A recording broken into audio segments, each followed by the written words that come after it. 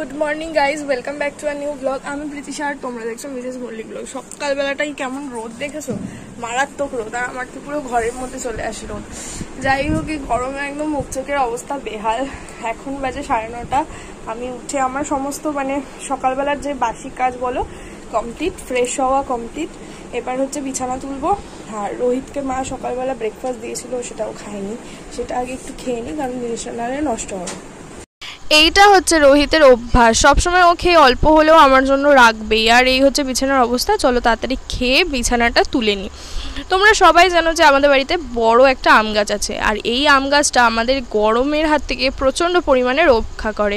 তাই এই আম গাছের ঠিক নিচে রোহিত একটা চৌকি পেতে দিয়েছে। এখন আমরা ম্যাক্সিমাম টাইম এখানটাতেই বসে থাকি। ওই যে পাতকুয়ার পাশে যে উঁচু ঘরটা দেখতে পাচ্ছ, সেটা হচ্ছে আমার ঘর, আর এই দিকে হচ্ছে মায়েদের ঘর। আর এই যে বেড়ার ঘরগুলো দেখতে পাচ্ছ, সেগুলোতে আমাদের আগে ভাড়াটিয়ারা থাকতো। এই হচ্ছে আমাদের বাড়ির কুয়োর ঠিক পাশের ঘরটাই আমার। আর এই হচ্ছে আমাদের বাড়ির উঠোন। পুরো উঠোনটাকে ছাওয়া দিয়ে রেখেছে হচ্ছে আম গাছটা। এই যে রোহিত এসে ঘরে যায়নি, এখানে এসেই মাদুর পেতে শুয়ে রয়েছে। বলছি না, ম্যাক্সিমাম টাইমটা আমরা এখানেই কাটাচ্ছি। এমনকি এখনও আমি এখানে বসে বসেই ভয়েস ওভার দিচ্ছি। যাই হোক, তারপর খাওয়া দাওয়া করে একটা ঘুম দিয়ে বিকালে উঠে হয়ে গেলাম একটু রেডি। একটু বেরোবো বলে কিছু দরকার ছিল, সেই দরকারে বেরোলাম। এসে দেখলাম রোহিত বাইরের এটাতে অন্ধকারে শুয়ে আছে, আর ও সন্ধেবেলা খাবে বলে ম্যাগি করেছিল, আমার জন্য রেখেছে।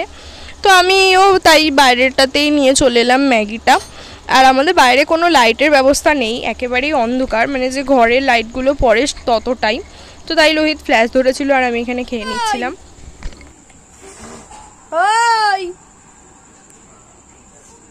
আরে এই পড়বি তো রে, পড়বি তো।